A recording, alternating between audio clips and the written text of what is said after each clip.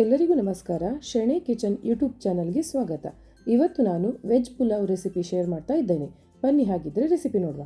ಮೊದಲಿಗೆ ನಾನಿಲ್ಲಿ ಒಂದು ಸಣ್ಣ ತುಂಡು ದಾಲ್ಚಿನ್ನಿ, ಒಂದು ಸ್ಟಾರ್, 2 ಏಲಕ್ಕಿ, 4 ಲವಂಗ, 2 ಎಸಳು ಜಾಯಿಪತ್ರೆ, ಅರ್ಧ ಟೀ ಸ್ಪೂನ್ ಗಸಗಸೆ, 1 ಸ್ಪೂನ್ ಕೊತ್ತಂಬರಿ, ಅರ್ಧ ಸ್ಪೂನ್ ಜೀರಿಗೆ, 10 ರಿಂದ 12 ಕರಿಮೆಣಸು, 5 ಬೆಳ್ಳುಳ್ಳಿ ಎಸಳು, 1 ತುಂಡು ಶುಂಠಿ, 1/4 ಕಪ್ ಆಗುವಷ್ಟು ತೆಂಗಿನಕಾಯಿ ತುರಿ, 1 ಇಡೀ ಟೊಮೆಟೊ, 1 ಹಿಡಿಯಾಗುವಷ್ಟು ಕೊತ್ತಂಬರಿ, ಅರ್ಧ ಹಿಡಿಯಾಗುವಷ್ಟು ಪುದೀನ.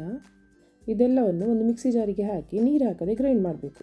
ಗ್ರೈಂಡ್ ಮಾಡಿದ ನಂತರ ನಿಮ್ಮ ಖಾರಕ್ಕನುಗುಣವಾಗಿ ಮೆಣಸಿನಕಾಯಿ ಹಾಕಬೇಕು. ನಾನಿಲ್ಲಿ 2 ತಗೊಳ್ತಾ ಇದ್ದೇನೆ, ಯಾಕಂದರೆ ಕರಿಮೆಣಸು ಸಹ ಹಾಕಿದ್ದೇನಲ್ಲ, ಸೊ ತುಂಬ ಖಾರ ಮಾಡೋದು ಬೇಡ ಅಂತ. ಅದಕ್ಕೆ 1/4 ಕಪ್ ಆಗುವಷ್ಟು ನೀರು ಹಾಕಿ ಸ್ಮೂತ್ ಪೇಸ್ಟ್ ಮಾಡಿ ತರ್ತೇನೆ. ನೋಡಿ, ಈ ಥರ ಸ್ಮೂತಾಗಿ ಪೇಸ್ಟ್ ಹಾಕಬೇಕು. ಈಗ ಒಂದು ಕುಕ್ಕರ್ಗೆ 2 ಚಮಚ ತುಪ್ಪ, 2 ಚಮಚ ಎಣ್ಣೆ ಹಾಕಿ ಅದು ಬಿಸಿಯಾದ ನಂತರ 2 ಪಲಾವ್ ಎಲೆ, 2 ಉದ್ದಕ್ಕೆ ಕಟ್ ಮಾಡಿರುವಂಥ ಈರುಳ್ಳಿ ಹಾಕಿ ಎಣ್ಣೆಯಲ್ಲಿ ಸ್ವಲ್ಪ ಬಾಡಿಸಬೇಕು. ಈರುಳ್ಳಿ ತುಂಬ ಬ್ರೌನ್ ಆಗುವವರೆಗೆ ವೆಯ್ಟ್ ಮಾಡಬೇಕಂತಿಲ್ಲ, ಅದು ಸ್ವಲ್ಪ ಎಣ್ಣೆಯಲ್ಲಿ ಬಾಡಿದರೆ ಸಾಕು.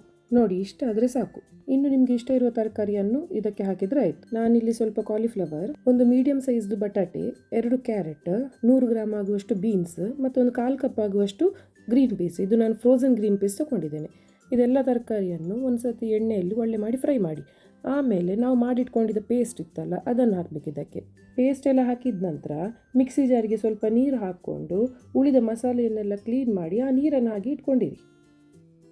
ಈಗ ಮಸಾಲೆಯನ್ನು ತರಕಾರಿಯೊಟ್ಟಿಗೆ ಸರಿಯಾಗಿ ಬೆರೆಸಿ ರುಚಿಗೆ ತಕ್ಕಷ್ಟು ಉಪ್ಪು ಹಾಕಿ. ನಾನಿಲ್ಲಿ 2 ಟೀ ಸ್ಪೂನ್ ಆಗುವಷ್ಟು ಉಪ್ಪು ಹಾಕ್ತಾ ಇದ್ದೇನೆ. ಉಪ್ಪು ಹಾಕಿದ ನಂತರ ಒಂದು ಸತಿ ಮಿಕ್ಸ್ ಮಾಡಿ ಮುಚ್ಚಳ ಮುಚ್ಚಿ ಮೀಡಿಯಂ ಫ್ಲೇಮಲ್ಲಿ ಮಸಾಲೆಯದ್ದು ಹಸಿ ವಾಸನೆ ಹೋಗುವ ತನಕ ಬೇಯಿಸಬೇಕು. ಒಂದು 2-3 ನಿಮಿಷ ಬೇಯಿಸಿದರೆ ಸಾಕು. ಮುಚ್ಚಳ ತೆಗೆದ ನಂತರ ಒಂದು 2-3 ಸಲ ಮಿಕ್ಸ್ ಮಾಡಿ, ಯಾಕಂದರೆ ನಾವು ನೀರು ಹಾಕಲಿಲ್ಲಲ್ಲ ಇಷ್ಟ ತನಕ, ಸೊ ಅದು ತಳ ಹಿಡಿಯುವ ಚಾನ್ಸಸ್ ಇರ್ತದೆ. ನಾನಿಲ್ಲಿ 1.5 ಕಪ್ ಆಗುವಷ್ಟು ಅಕ್ಕಿ ತಗೊಂಡಿದ್ದೀನಿ. ಸೊ ಇಲ್ಲಿ 1.5 ಕಪ್ಪಿಗೆ ಅದರ ಡಬ್ಬಲ್ ಅಂದರೆ 3 ಕಪ್ ಆಗುವಷ್ಟು ನೀರು ಬೆರೆಸಬೇಕಾಗ್ತದೆ. ಇಲ್ಲಿ ನಾನು ಆಗ ಮಿಕ್ಸಿ ತೊಳೆದ ನೀರಿತ್ತಲ್ಲ, ಅದನ್ನು ಯೂಸ್ ಮಾಡ್ತಾ ಇದ್ದೇನೆ. ನೀರು ಹಾಕಿದ ನಂತರ ಒಂದು ಸತಿ ಟೇಸ್ಟ್ ನೋಡಿ ಆಯಿತು. ಉಪ್ಪು ಕಮ್ಮಿ ಅಂತ ಎಣಿಸಿದರೆ ಉಪ್ಪು ಹಾಕಿ. ನಾನಿಲ್ಲಿ 1 ಸ್ಪೂನ್ ಆಗುವಷ್ಟು ಉಪ್ಪು ಹಾಕಿದ್ದೇನೆ. ಈಗ ಪುನಃ ಮುಚ್ಚಳ ಮುಚ್ಚಿ ಒಂದು ಕುದಿ ಬರುವ ತನಕ ವೆಯ್ಟ್ ಮಾಡುವ. ನೋಡಿ, ಒಳ್ಳೆ ಕುದಿ ಬರ್ತಾ ಉಂಟು.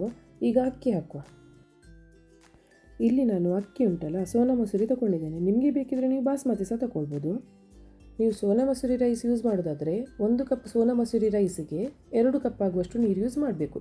ಅದೇ ನೀವು ಬಾಸ್ಮತಿ ರೈಸ್ ಯೂಸ್ ಮಾಡೋದಾದರೆ 1 ಕಪ್ ಬಾಸ್ಮತಿ ರೈಸಿಗೆ 1.5 ಕಪ್ ಆಗುವಷ್ಟು ನೀರು ಹಾಕಿದರೆ ಸಾಕು. ಒಂದು ಕುದಿ ಬರುವ ತನಕ ವೆಯ್ಟ್ ಮಾಡುವ. ಒಂದು ಕುದಿ ಬಂದ ಕೂಡಲೇ ಮುಚ್ಚಳ ಮುಚ್ಚಿ ಹೈ ಫ್ಲೇಮಲ್ಲಿ 3 ವಿಸಿಲ್ ತೆಗೀರಿ. ಪುಲಾವಿಗೆ ರೆಡಿಯಾಗಿದೆ.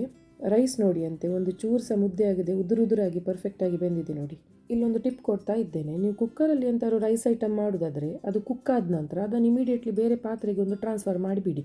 ಯಾಕಂದರೆ ಅದನ್ನು ಕುಕ್ಕರಲ್ಲೇ ಇಟ್ಟರೆ ಅದು ರೈಸ್ ಎಲ್ಲ ಜಾಸ್ತಿ ಬೆಂದು ಮುದ್ದೆ ಆಗ್ತದೆ. ಅದನ್ನು ಬೇರೆ ಪಾತ್ರೆಗೆ ಟ್ರಾನ್ಸ್ಫರ್ ಮಾಡೋದ್ರಿಂದ ಅನ್ನ ಉಂಟಲ್ಲ ಸಂಜೆ ತನಕ ಬಿಡಿಯಾಗಿ ಇರ್ತದೆ. ನೀವು ಕೂಡ ಒಂದ್ಸತಿ ಈ ರೆಸಿಪಿಯನ್ನು ಮನೆಯಲ್ಲಿ ಮಾಡಿ ನೋಡಿ, ಹೇಗೆ ಆಗಿದೆ ಅಂತ ನನಗೆ ಕಮೆಂಟ್ ಬಾಕ್ಸಲ್ಲಿ ತಿಳಿಸಿ. ವಿಡಿಯೋ ಇಷ್ಟ ಆಗಿದ್ದರೆ ಶೆಣೆ ಕಿಚನ್ ಯೂಟ್ಯೂಬ್ ಚಾನಲನ್ನು like, share, comment and subscribe ಮಾಡೋದನ್ನು ಮಾತ್ರ ಮರಿಬೇಡಿ. ಮತ್ತೊಂದು ರೆಸಿಪಿಯೊಟ್ಟಿಗೆ ಪುನಃ ಸಿಗೋಣ. ಧನ್ಯವಾದಗಳು.